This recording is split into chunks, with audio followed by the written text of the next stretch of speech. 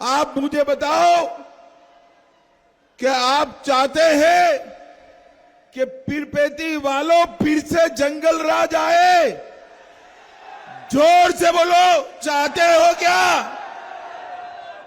एक लालू जी कहते हैं अब जंगल राज कहां है, मगर मैं बताना चाहता हूं जंगल राज भेष बदलकर, कपड़े बदलकर, चेहरा बदलकर फिर से बिहार पर आने का, लाने का ये प्रयास कर रहे हैं। आपका एक वोट पीरपेती वालों जंगल राज को रोक सकता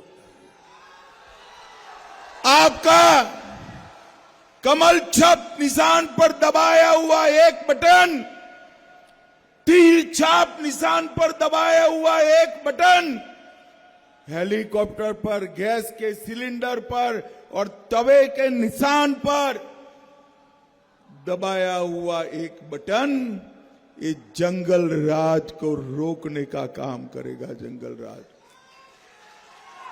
और भाइयों बहनों, इस चुनाव के अंदर एनडीए के खिलाफ जो ठगबंधन है, वो ठगबंधन बिखरा हुआ है। इनका ना नेता है ना नीति है। आमने सामने भी चुनाव लड़ रहे हैं और भारतीय जनता पार्टी और एनडीए के दल 5 पांडव की तरह मजबूती के साथ चुनाव के मैदान एकजुट होकर नरेंद्र मोदी और नीतीश कुमार के नेतृत्व में एनडीए चुनाव लड़ रहा है। भाइयों बहनों, गलती से भी ठगबंधन वाले आ गए ना तो क्या होगा मैं बताऊं आपको।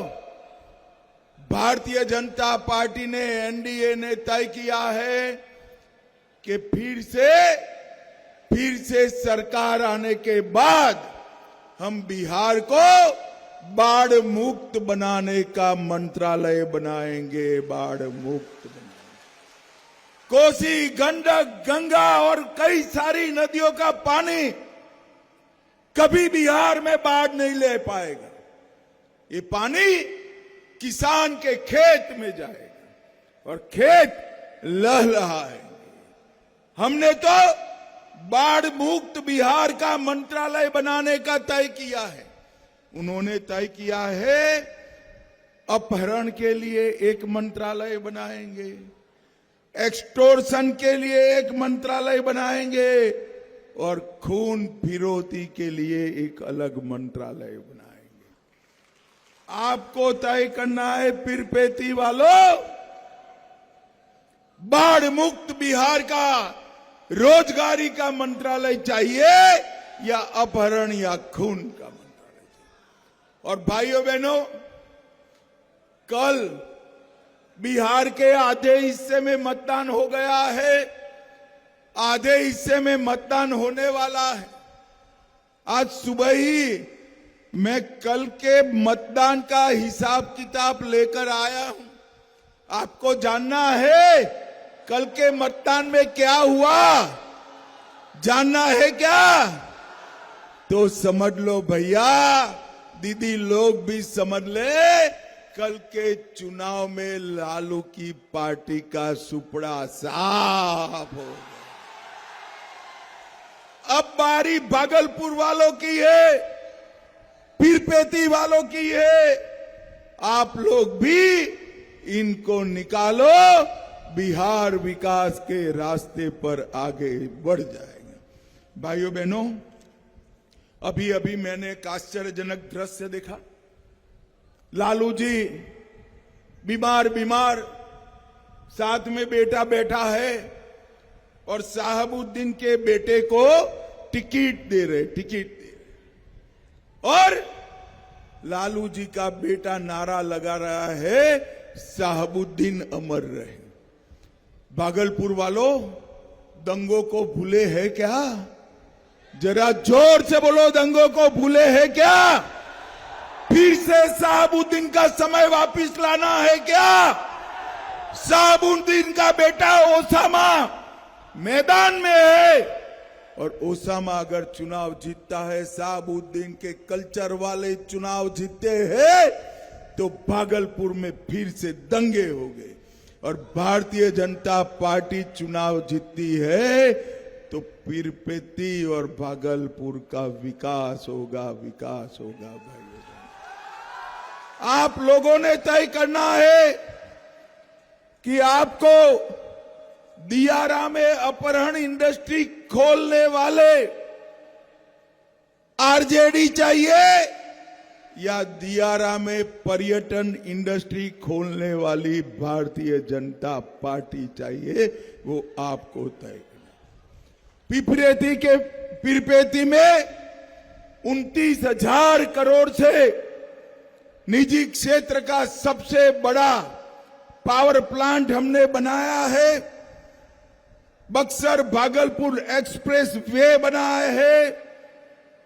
भागलपुर एयरपोर्ट कई उड़ानों से लैस होने वाला है, और बिहार में डिफेंस कॉरिडोर भी बनने वाला है। डिफेंस कॉरिडोर, यहां पर सेना और हमारे सुरक्षा बलों के लिए असला भी बनेगा, ऑर्डिनेंस भी बनेगा, और यहां से मिसाइल्स बनाने का काम भी हम शुरू करने वाले हैं।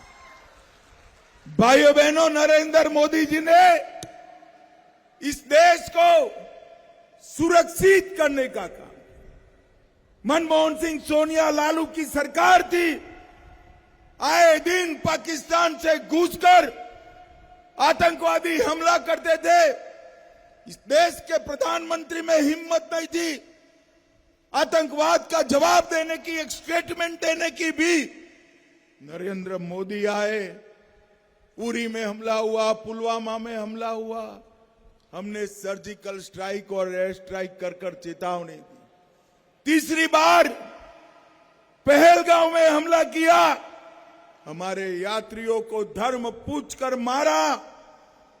22 ही दिन में नरेंद्र मोदी जी ने ऑपरेशन सिंदूर कर पाकिस्तान के घर में घुसकर आतंकवादियों का सफाया। और पीरपेती वालों में कह कर जाता हूं, अब अगर आतंकवादियों ने भारत की भूमि पर गोली चलाने की गलती की, तो गोली का जवाब गोले से बढ़ने दिया जाएगा। और पीरपेती वालों, वो गोला हमारी बिहार की भूमि पर बना हुआ गोला होगा, बिहार की भूमि पर बनाया हुआ। भाइयों बहनों, हम भागलपुर से सटे हुए बांका, कटिहार, पूर्णिया, मधेपुरा, खगड़िया और मुंगेर, ये सभी जिलों में रक्षा उत्पाद करने का हम कारखाना अलग अलग जगह पे लगाने वाले हैं। भाइयों बहनों, अभी अभी ये लालू के बेटे को किसी ने पूछा कि भाई आपको सबसे ज्यादा अच्छा कौन सा मुख्यमंत्री लगता है, तो इन्होंने कहा डीएमके के स्टालिन, तमिलनाडु के मुख्यमंत्री हमें अच्छे लगते हैं। आप जानते हो भाई स्टालिन जी को? जानते हो? मैं परिचय देता हूं, इनकी पार्टी बिहारियों की तुलना बीड़ी से करती है, बीड़ी से करती है। बिहारियों को अपमानित करते हैं, जिल्लत उठाने के लिए मजबूर करते हैं। और तेजस्वी प्रसाद यादव उनके सबसे चहीते मुख्यमंत्री, इनके चहीते मुख्यमंत्री स्टालिन है। उनकी पार्टी सनातन धर्म का अपमान करती है, ये राम मंदिर का विरोध करती है। भाइयों बहनों, पीरपेती वालों, मुझे बताओ अयोध्या में प्रभु श्री राम का मंदिर बना अच्छा हुआ या बुरा हुआ? जोर से आसपास वाले भी बताए, अच्छा हुआ या बुरा हुआ? 550 साल पहले बाबर ने ये मंदिर तोड़ा था। तब से लेकर आज तक पहले मुगल, फिर अंग्रेज, फिर कांग्रेसी और फिर लालू प्रसाद यादव ने उसको रोक कर रखा। आपने मोदी जी को प्रधानमंत्री बनाया। मोदी जी ने 19 में भूमि पूजन किया और 24 में प्राण प्रतिष्ठा कर जय श्री राम कर दिया।